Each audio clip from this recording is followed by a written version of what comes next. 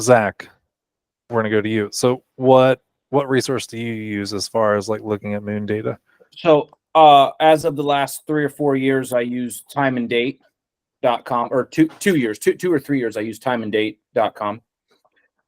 Before I was kept bouncing from different weather apps or different apps in general, like AccuWeather used to have like a really good moon phase thing, and it's like it got to the point where it got to be too hard to use, and I started getting irritated, so I just stopped using it.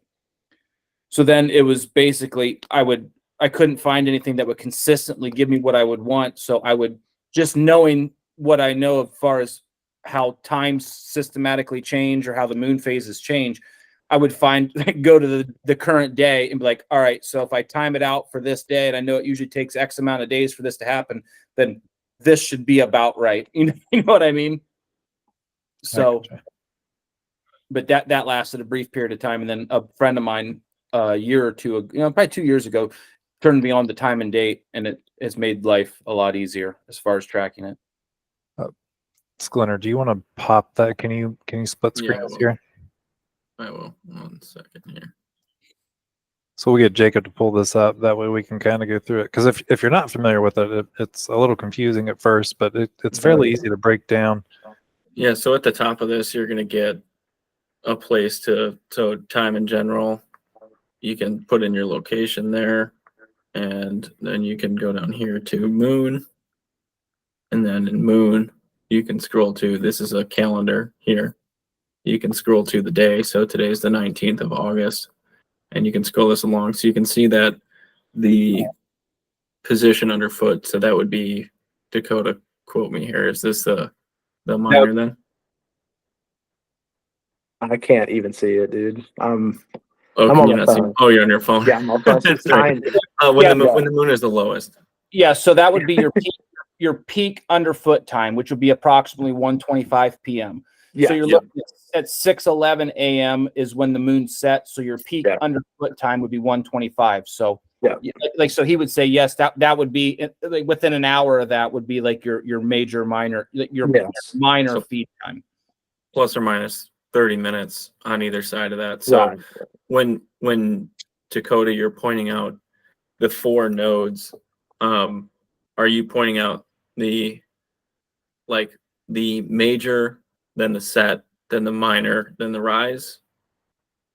Is that kind of what you're doing? Or are you saying? So it's like your major is like your dead in the middle of your major is like your dead center of that time right there that I can't see.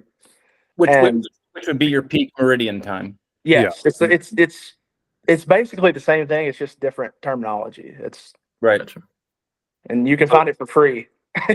Yeah. So to clarify, it's majors. That would be peak overhead and peak underfoot. Major is both overhead and underfoot. When I say that, minor is directly in between, like during your rise and set. I gotcha. Yeah. So okay. Yeah. So right here is a major. This is a minor. Yes. This is a major. Yes. Okay. Yeah, I can read that now. Yeah. I understand what you're saying now. I can see it. So for anyone listening, this will be on our YouTube. We have it split screen here, and we're going through this application so people can easily identify what we're talking about here. So I do recommend going over there and watching it.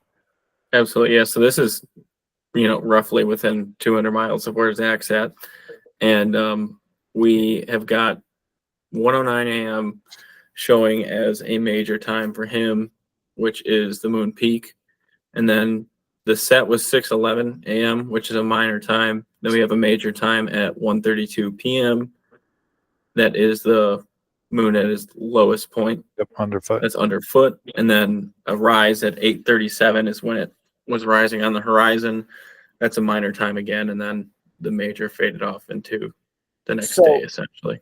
So I will say, I'm not a big major minor guy just because I haven't went down that rabbit hole. But if you go to the would be the major underfoot time was 1:23 p.m. Today I had, like I told you guys earlier, I had 2 5-year-old deer on their feet in daylight today between 2 and 4 p.m. Yeah. Jeez. So I mean, correlation, I don't know. But also I think there's something that needs to be said about there is a significant difference about deer's time they spend on their feet in correlation with what property they're on. You know what I mean? Like if like in my honest opinion, none of this matters for people like Lee and Tiffany who have the most immaculately manicured properties that do not get any pressure at all. Those deer get up and feed whenever they want. You know what I mean? Like they're not worried about walking or where they're walking. They're not trying to stay in security cover. Those deer are doing whatever they want all day long. So I think it's going to be significantly more important for you guys that hunt, say, public ground where there is some sort of pressure, and those deer are more or less what you would consider playing by the rules. You know what I mean? So I don't know. I mean, but I think there are certain factors that determine whether a deer is going to move more or not. Because I mean, I've talked to Chris about this before. I don't believe in nocturnal deer. I mean, I mean, they're I mean, as we all know, they're crepuscular animals. So what's that mean? You know what I mean? Like they move in the twilight hours. They get up and mill around regardless. Right. Yeah. They have to. They have to. So the big thing that you understand is it's more or less where are you sitting in relation to where the deer are bedding, and what is your goal as to what part of their movement are you trying to catch them on? You know what I mean? Are you trying to catch them while they're feeding? Are you trying to catch them going to their feeding? Or are you pushing in really, really close and trying to get them whenever they're working that 50 to 60 yard bubble in the middle of the day, whenever they're up just kind of grazing about to try to for digestion? You know what I mean?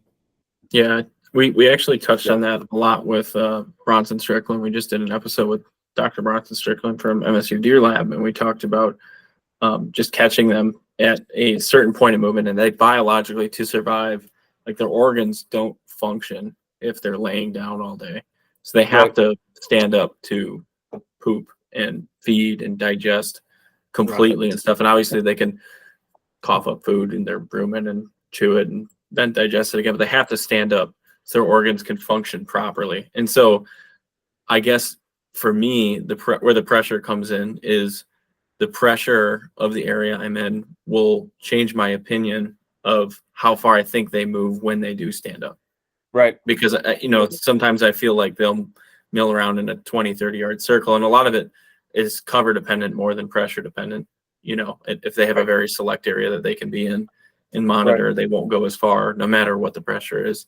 But sometimes they're moving a little bit further, and sometimes it's because it's a certain time of the year, there's more pressure, or what cover they're in. I mean, if you notice, whenever you get that first cold front, you know what I mean?